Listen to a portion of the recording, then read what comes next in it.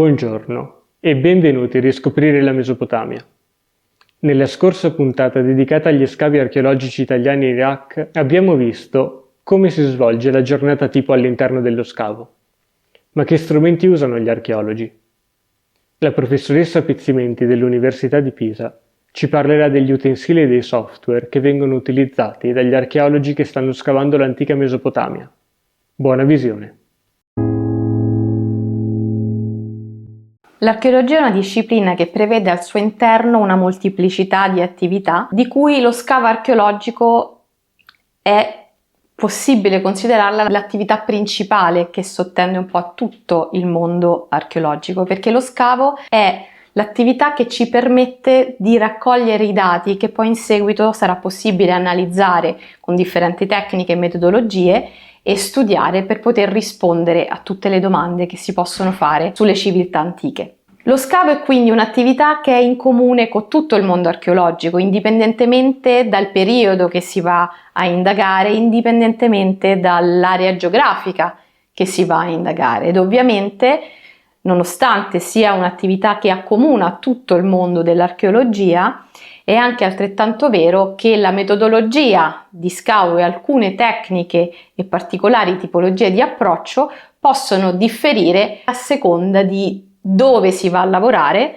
quindi se andiamo a lavorare nell'antica Mesopotamia ad esempio, e di quali tipologie di contesti si vanno ad affrontare. Lo scavo ci permette di capire quindi la storia di un determinato sito archeologico. Noi archeologi andiamo a leggere il terreno, andiamo a identificare i diversi strati e ogni strato altro non è che un'attività che può essere positiva, come ad esempio un accumulo di un terreno, o negativa, per esempio quando una persona scava una fossa o scava una trincea. Quindi ognuna di queste attività vengono lette ed individuate nel terreno dagli archeologi che poi andranno a ricostruire a posteriori la storia di un insediamento o la storia di una determinata area, di un edificio, di un'attività di processazione metallurgica come di lavorazione della ceramica.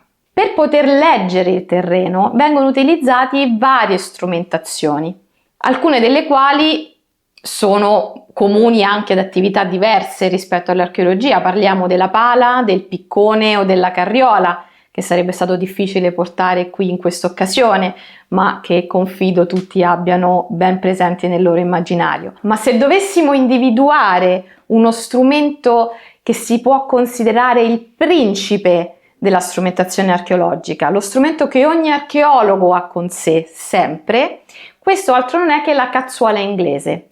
Questa qui, comunemente nota in realtà da noi come semplicemente trowel, quindi il termine inglese per cazzuola, è uno strumento particolare, quindi è una cazzuola il cui manico può essere in legno o in materiale plastico, a seconda di quale si va ad avere con sé, ma presenta la parte più importante, quindi la punta di questa cazzuola fusa in un unico pezzo e dalla punta più o meno trapezoidale con il diametro maggiore di circa 10 cm. Questo è quindi lo strumento attraverso il quale noi archeologi siamo in grado di pulire e distinguere i singoli strati, nonché le relazioni stratigrafiche che intercorrono fra di essi. Quindi chi è posteriore, chi è anteriore, quale strato copre quale altro strato. Questo è fondamentale e importantissimo per noi perché, come abbiamo detto, ogni strato equivale a un'attività e quindi capire quale attività viene prima delle altre ci permette di ricostruire la storia stessa del singolo contesto archeologico. Se andate in qualsiasi scavo archeologico, questo strumento sarà in mano di ogni singolo archeologo che voi incontrerete. Ovviamente non abbiamo solamente la cazzuola inglese, ne abbiamo altre. Per esempio, questa è sempre una cazzuola diciamo a punta quadrata ma leggermente più stretta e questo ci permette per esempio di pulire i singoli strati più rapidamente o di fare le sezioni delle aree archeologiche perfettamente verticali. Quindi le cazzuole possono variare in dimensioni, noi utilizziamo anche le semplici cazzuole quadre da carpentiere, ad esempio, ma altre vengono prodotte e modificate nella loro forma proprio per essere più utili a noi nel mondo archeologico, come appunto questa particolare cazzuole quadra molto stretta ma sempre fusa in un unico pezzo. Questo perché deve essere sufficientemente resistente e non spezzarsi, e poi appunto, come abbiamo detto, soprattutto la cazzuola inglese. Fra gli altri elementi che sono importanti abbiamo anche quello che viene comunemente chiamato come lo specillo. Lo specillo ci permette di pulire e di scavare i contesti un po' più delicati o di difficile raggiungimento, quindi ci permette di fare i lavori un po' più di fino. Può avere varie dimensioni, questo in realtà è uno degli specilli più grandi, possiamo avere la punta anche enormemente più piccola, e questo permette appunto di lavorare con più precisione e andare a scontornare elementi che richiedono particolari attenzioni, ad esempio appunto ceramica sul piano o oggetti che richiedono una pulizia più attenta, o ad esempio tavolette che devono essere scontornate. Quest'altro strumento è in realtà uno strumento geologico, è una mazza da geologo che può essere utile in alcuni contesti, soprattutto nella parte ovviamente più tagliente, per semplicemente andare a scavare alcuni contesti. È altro che non un piccolo picconcino che per il suo peso ci aiuta e ci facilita lo scavo di contesti particolarmente compatti, quindi un po' più difficoltosi da scavare. Una cosa fondamentale per ogni scavo archeologico è la pulizia, che potrà essere anche un po' strano se uno pensa che uno scavo è composto di strati di terreno, ma in realtà lo scavo, per poter essere comprensibile, deve essere, noi diciamo, pulito. Quindi tutto ciò che noi incontriamo non deve avere accumuli o polvere che renda difficoltosa la loro lettura. Per questo la cazzuola è importante, per pulire lo strato, quindi per rendere la sua superficie il più pulita possibile, ma a questo non possiamo non accompagnare una serie di pennelli di varie dimensioni, da più grande al più piccolo, che ci aiutano nel pulire, nel tenere il più ordinato possibile la nostra area di scavo, anche se noi andiamo a ritrovare un particolare reperto, per esempio se siamo in un contesto di protodinastico, quindi del terzo millennio a.C., soprattutto ad esempio nella Mesopotamia meridionale, noi andiamo a scavare e ci ritroviamo un contesto con una serie di ciotole troncoconiche, quindi di ciotole troncoconiche imposto sul piano,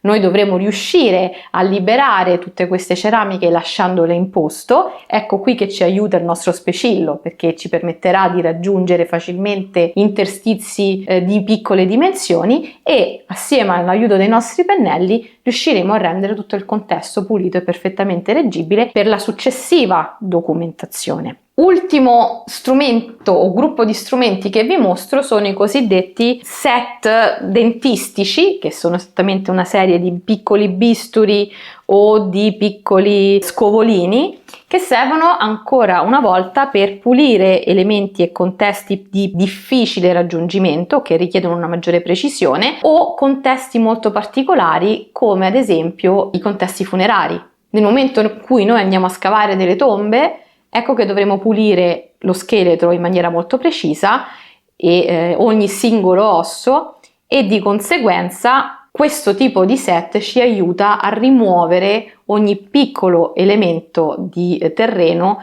e a liberare il defunto così com'è e il suo corredo funerario di accompagno. Quindi anche questo è un set di strumenti di pulizia di precisione, di scavo di precisione, che deve sempre raggiungerci. Come abbiamo detto, tutto ciò che noi andiamo a scavare deve poi ovviamente essere documentato. Quindi una parte degli strumenti e del set di strumenti che l'archeologo ha sempre con sé è anche quello relativo alla documentazione. In primis una documentazione fotografica.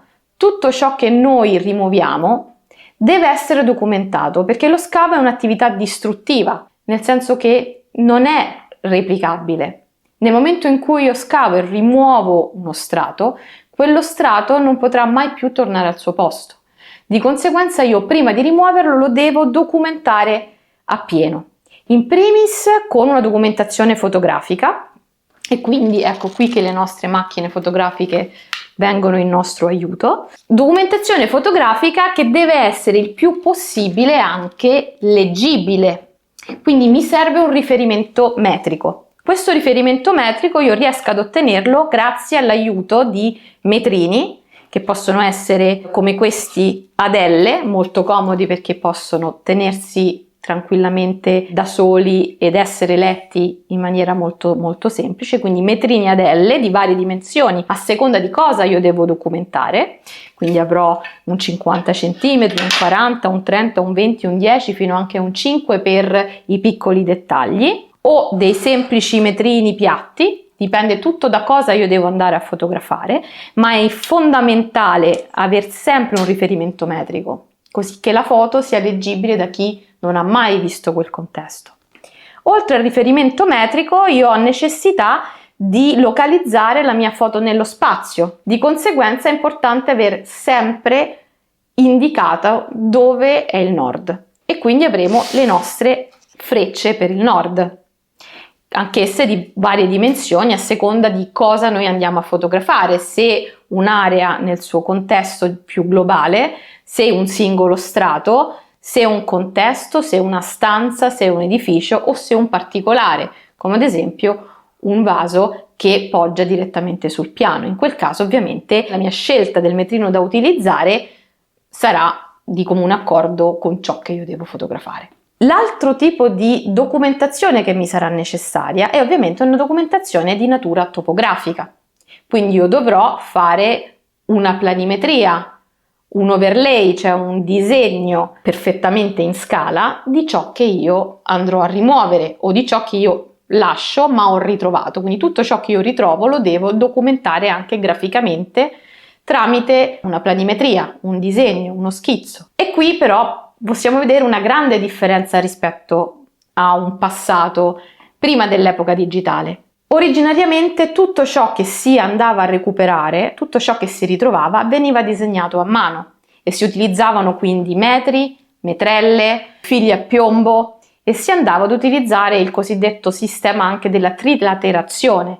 Noi sappiamo che una circonferenza passa per 3 unici punti.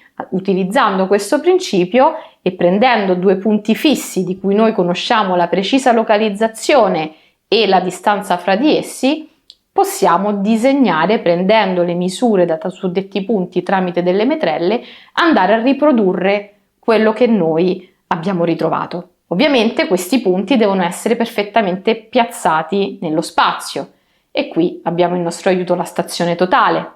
Oggi le cose sono un po' più digitali e da un disegno a mano si passa a un disegno digitale. In realtà si passa proprio a quella che viene chiamata la fotogrammetria e quindi a una riproduzione di un modello 3D che è poi posizionato all'interno dello spazio, quindi perfettamente geolocalizzato. All'interno della nostra struttura o del nostro strato che andiamo a documentare con la fotogrammetria, noi inseriamo dei punti che vengono posizionati perfettamente nello spazio, grazie ovviamente alla stazione totale o ai GPS, e poi andiamo a fare la nostra fotogrammetria. La fotogrammetria permette di creare dei modelli 3D grazie all'utilizzo di software come Metashape, ad esempio, di Agisoft, che è quello che usiamo molto spesso nelle missioni archeologiche e utilizziamo ad esempio in Iraq all'Agash. Questo software prende le foto, le processa, le sovrappone e da queste riesce a creare una nuvola di punti che noi poi riusciamo a inserire e a geolocalizzare. Dalla nuvola di punti abbiamo il nostro 3D del nostro strato, del nostro edificio, della nostra area di scavo, addirittura dell'intero sito se noi facessimo le foto dell'intero sito, e questo 3D rimane come documentazione di ciò che abbiamo rimosso. La fotogrammetria permette anche di costruire una texture, quindi non abbiamo solamente la nuvola di punti e il modello 3D, ma abbiamo anche una vera e propria immagine di quello che abbiamo, quindi tutto viene registrato, anche i diversi tipi di colori ad esempio. Oggi come oggi questo si può fare ovviamente con la macchina fotografica, lo posso tranquillamente fare con la macchina fotografica, ma se devo documentare e fotografare un'area molto più ampia, la modalità più veloce è quella di usare i droni. Quindi un altro strumento che oggi è molto comune trovare all'interno degli scavi archeologici è ovviamente il drone. Il drone può essere di varie dimensioni, può essere più grande, più piccolo, ma per una documentazione anche quotidiana di uno scavo archeologico, un drone di piccole dimensioni, come quello che ho nella mia mano, permette rapidamente di fare tutte le foto necessarie e poi di fare foto di contesto anche più ampie e di utilizzare suddette foto poi per produrre i miei modelli 3D che mi serviranno per avere tutta la documentazione dell'area di scavo che sto indagando. Ed è uno strumento molto potente perché ci permette di avere informazioni che altrimenti noi non potremmo facilmente avere in nostro possesso. Un drone è molto rapido, facile da utilizzare, è molto rapido nel effettuare foto sistematiche che si sovrappongono di un'area di scavo anche molto ampia. Posso programmare il suo volo e quindi avere una documentazione fotografica di un'ampia superficie con una precisione che altrimenti non potrei avere, anche con una rapidità che altrimenti non potrei avere. E soprattutto in un contesto come quello dell'Iraq, quindi come quello della Mesopotamia, il drone è di fortissimo aiuto. Ora, se noi immaginiamo i siti iracheni, noi sappiamo che molti di essi sono solo parzialmente indagati ed alcuni di essi, come le grandi metropoli, come può essere Uruk, come può essere Lagash, come Girsu, come in realtà anche Nigin, non hanno una superficie indagata estremamente ampia, ma sono molto estese dal punto di vista invece topografico. Lagash arriva a 400 ettari, Uruk è sui 250, Girsu ugualmente, Nigin è sui 70. Tutte le strutture dell'archeologia della Mesopotamia, soprattutto quelle per esempio di terzo millennio o anche di quarto millennio, quindi Uruk, protodinastiche, accadiche, assire, spesso sono solamente strutture in terra cruda, in mattoni. Quindi camminando sopra questi siti è anche difficile riuscire a identificare le strutture che sono presenti all'interno del sito stesso, se non dopo che esse vengono scavate. E in questo ci aiuta il drone. Il drone ci permette, come abbiamo detto, di documentare anche ampie superfici da un'altezza elevata in maniera rapida e precisa.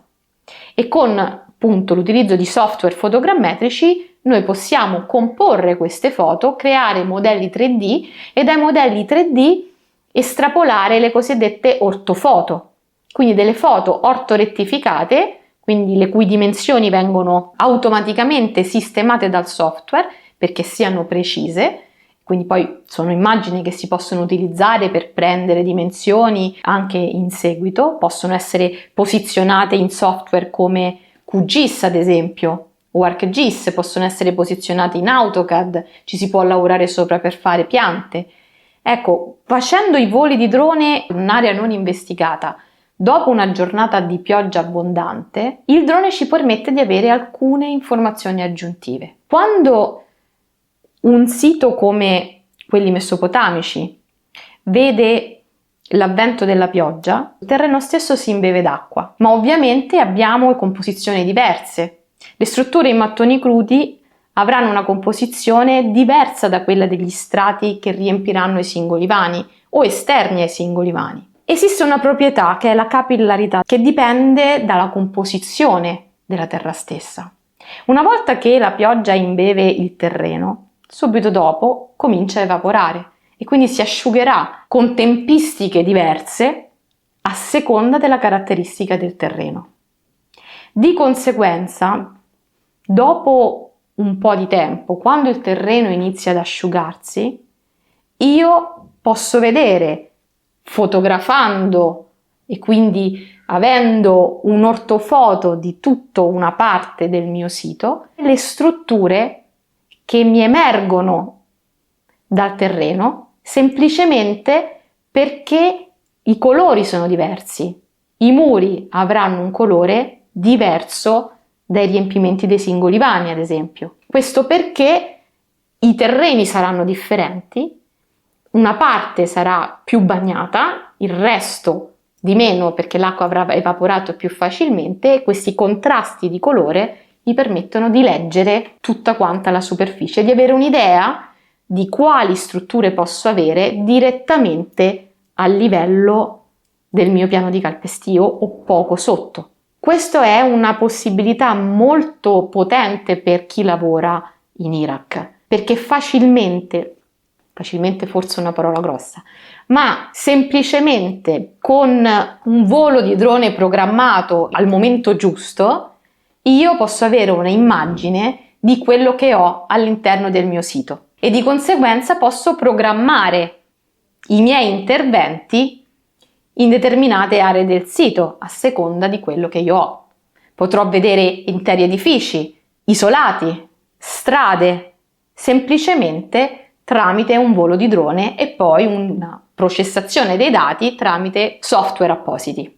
Quello che mi manca sarà ovviamente la datazione di queste strutture e quali strutture saranno contemporanee. Questo lo posso vedere solo scavando, ma intanto è sicuramente un dato. Un'altra possibilità che noi abbiamo per indagare questi grandi siti che aspettano solo noi per essere scavati è l'utilizzo di altre metodologie, di altre tecnologie, di altre strumentazioni, come ad esempio, e questo si è visto che in Iraq ha un forte risultato, cioè una strumentazione che ha dei grandi, importanti risultati nei siti iracheni, è l'utilizzo delle indagini geomagnetiche. Questo è uno strumento che legge le reazioni magnetiche, viene mandato un input nel terreno e si registra la risposta magnetica. In questo modo io riesco ad avere anche in questo caso una immagine di ciò che ho al di sotto. Questo perché ciò che ho risponde differentemente a questo input. Quindi come il drone mi dà un dato, anche l'indagine geomagnetica mi può dare ulteriori dati. L'indagine geomagnetica più o meno entra per 1 metro,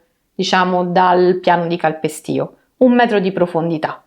Posso quindi avere altri dati, posso individuare anche in questo caso strutture murarie, strade, posso individuare drain, quindi una sorta di canalette, posso individuare accumuli di ceramica. Questo perché anche l'argilla cruda o ciò che è stato soggetto a un'azione di un fuoco mi risponde diversamente. Se per esempio un'area di produzione ceramica con una serie di fornaci, queste reagiranno in un certo modo e mi daranno una risposta fortemente leggibile. Quindi il mestiere dell'archeologo è un po' quella di investigare il passato, raccogliere i singoli pezzi di un puzzle utilizzando tecnologie e utilizzando strumentazioni diverse e di mettere insieme i pezzi, unire i puntini, unire tutti i dati che sono a mia disposizione per restituire un'immagine che altro non è che la storia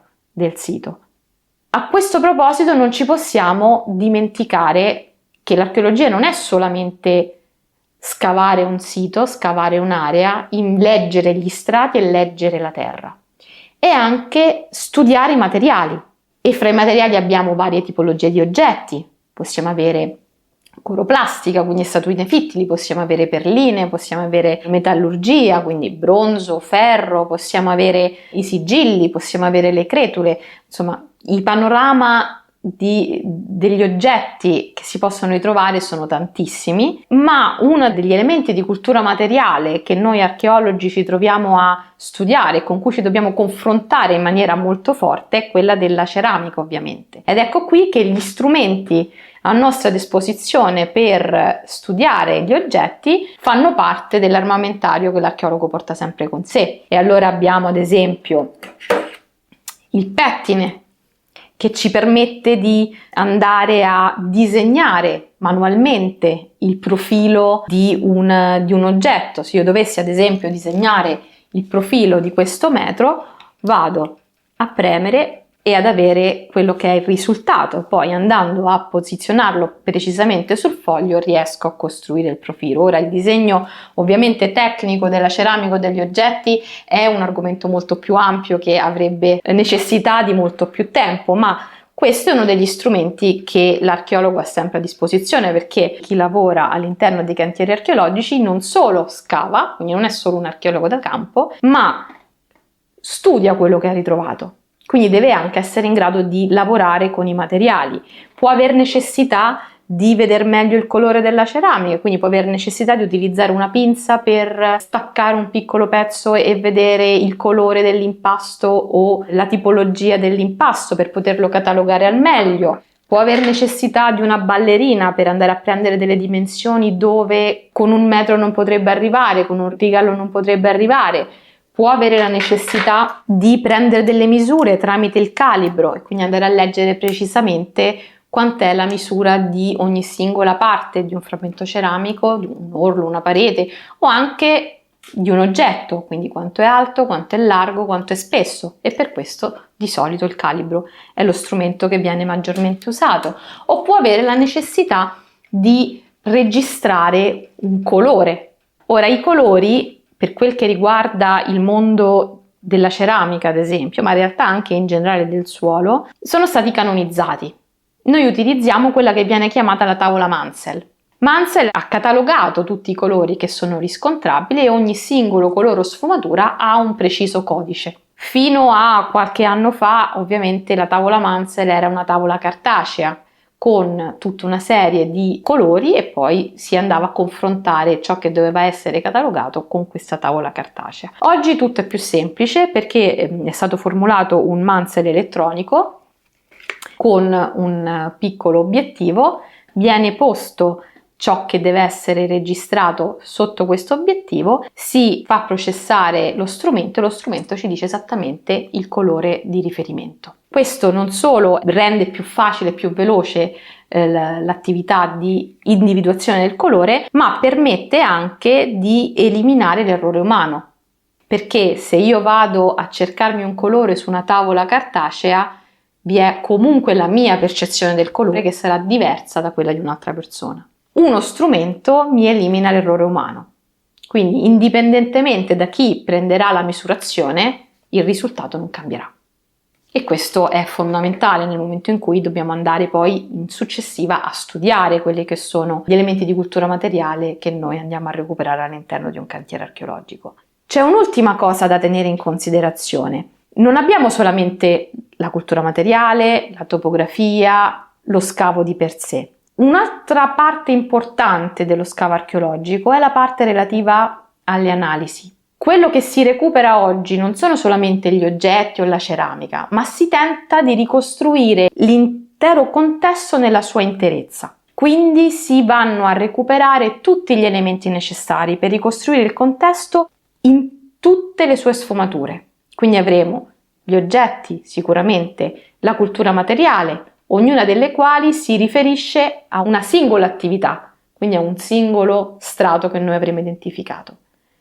Ma noi andremo anche a recuperare tutto ciò che ci aiuterà a capire il contesto, quindi le ossa animali, gli elementi di paleobotanica, si faranno dei campioni per poi poterli flottare e recuperare la materia organica, fare le ricostruzioni paleoambientali e in alcuni specifici contesti anche analisi micromorfologiche, cioè che cosa si fa? Si va a studiare nel dettaglio a livelli micro gli elementi relativi a un determinato contesto e quindi si andranno a recuperare intere panetti di sezione che verranno sezionati e poi messi su singolo vetrino e studiati in fase di laboratorio. Quindi in realtà quello che sicuramente si può dire è che il mondo archeologico e lo scavo archeologico è una sorta di scatola cinese. È un'attività che al suo interno comprende molteplici differenti attività che sono legate a diverse specializzazioni e che contengono una interdisciplinarità di fondo. L'archeologo è un archeologo, ma può essere anche un ceramologo, può essere un paleobotanico, può essere un archeozoologo, può essere un esperto di glittica, può essere un esperto di micromorfologia, può avere una specializzazione nei contesti funerari, ma tutti quanti noi siamo accomunati sempre e comunque dalla capacità di leggere il terreno e di individuare le singole attività per poi ricostruire la storia dell'area che noi stiamo investigando. Ringraziamo la professoressa Pizzimenti e tutti voi che siete giunti alla fine di questa puntata. Se vorrete scoprire di più sulle missioni archeologiche italiane in Iraq, è stato realizzato dall'Ambasciata d'Italia a Baghdad ed edito da Treccani il volume Tesori dell'Iraq, le missioni archeologiche italiane nella terra tra i due fiumi. Qui potrete trovare i racconti dei nostri archeologi, corredati da delle magnifiche fotografie che mostrano i siti dove stanno lavorando e le loro fantastiche scoperte. Arrivederci e alla prossima puntata!